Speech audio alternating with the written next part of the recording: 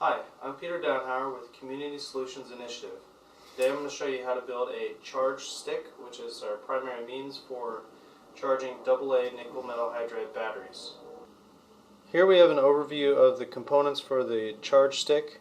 You can see that it's made out of PVC pipe, schedule 40 1/2 inch, and it's 13 3/4 inches long.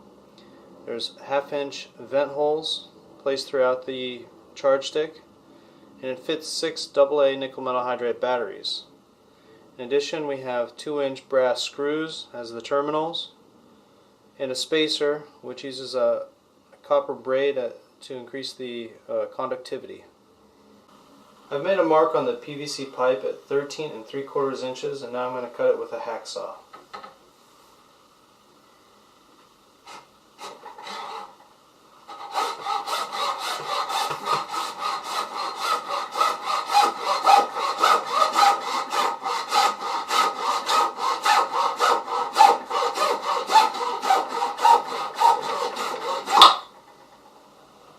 I'm using a template to mark out where the holes are going to go, and you can see that the screw holes are going to go in about 1/4 inch off the end of the pipe on either side. I'll mark that with a red marker.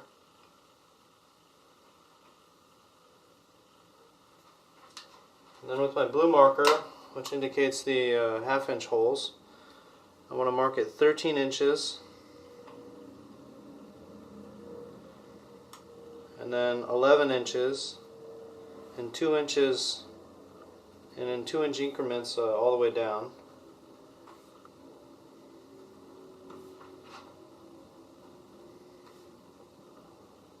And then coming back from those 2-inch increments, I need to come back 3/4 inch about.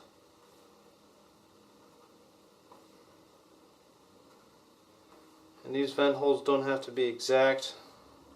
All they need to do is be there in case there is some sort of a overheating or overcharging situation. Now you can see I've added a guideline along the center. I've extended the blue vent hole lines, and I'm going to use my number 29 drill bit. And the only 2 holes that really matter at this point are the end screw holes. You need to make sure that those are aligned on both axes.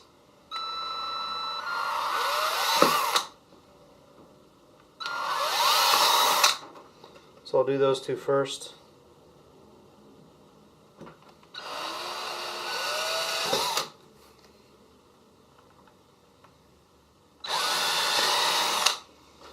And now I'll just use that same bit, and I'll get a pilot hole started for all the vent holes.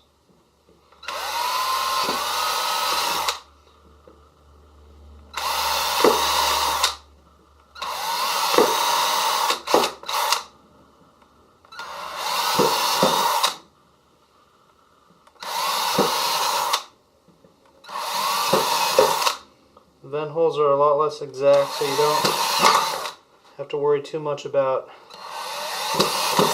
going slow.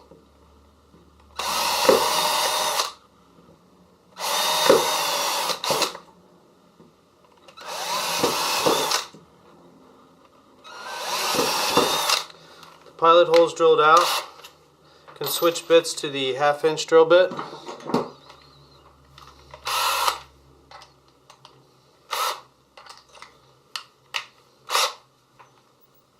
And we'll follow up on those blue marks.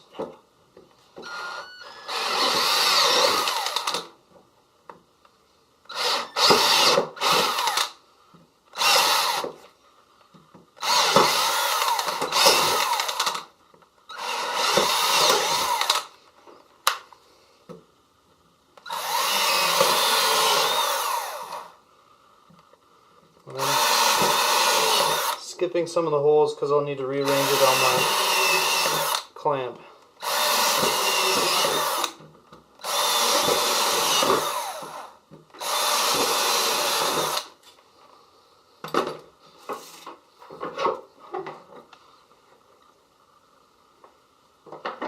There we go. Those last few holes.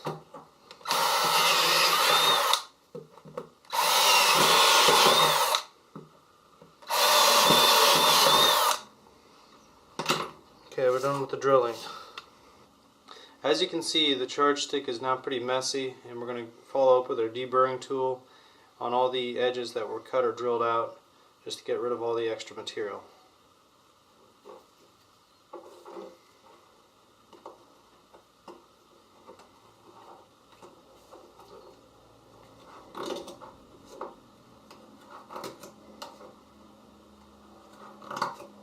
As you can see, I've cleaned this one up, and now we're just going to follow it with some isopropyl rubbing alcohol and clean it up.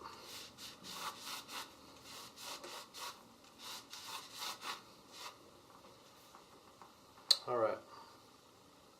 Just to keep ourselves organized, we're going to mark the positive and the negative end. You'll notice that on the ChargeStick that there's one hole, a half-inch hole, vent hole, that's apart from the other pairs, and that's going to be the positive end.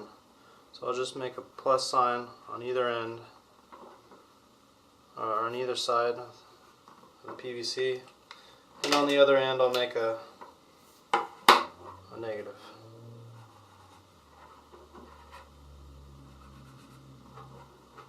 Now we're pretty much done with the PVC machining, and we can move on to the spacer.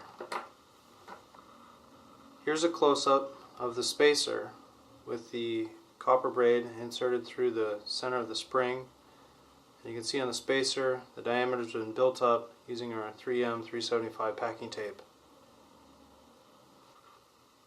Now we're going to take our spacer and put it in the center of the packing tape and try and make it parallel to the edge and start rolling it down. If it starts to go off to the edge, take our razor, cut the tape,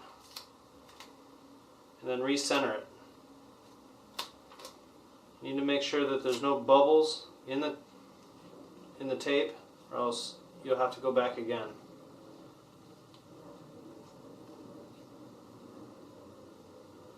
Now we're going to take this, bring it down to our cutting board,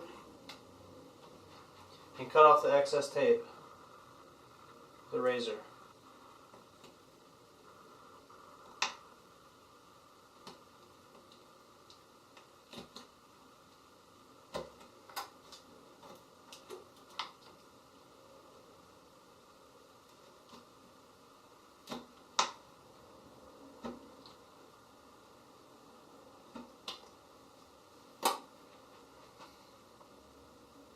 Now to prepare for the soldering, I've taken about 1.5 inches of the 1/4 inch spring stock that we have, and about 1.75 inches of the copper braid, and I've inserted the copper braid through the spring, and I'll be threading it over and bending it over the first coil of the spring on either side with my needle nose pliers.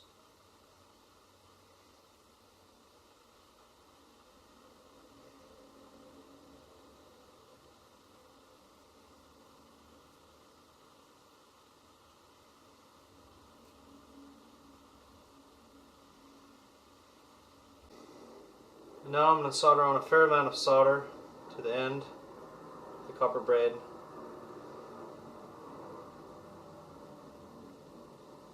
Just to make sure that it isn't going to be slipping out. I'll do that to both ends.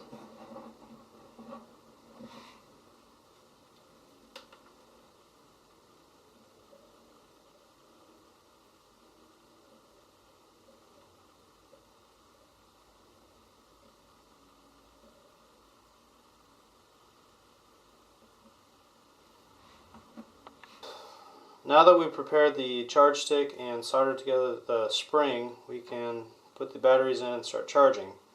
We're going to load it from the negative end first, and you can see I've already put in the 2-inch brass terminal. I'll put in one of the batteries negative end first, then the spacer, and the rest of the batteries negative end first.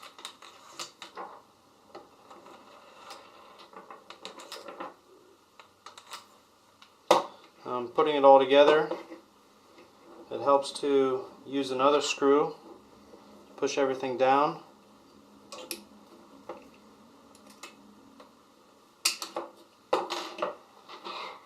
And now we're ready for charging.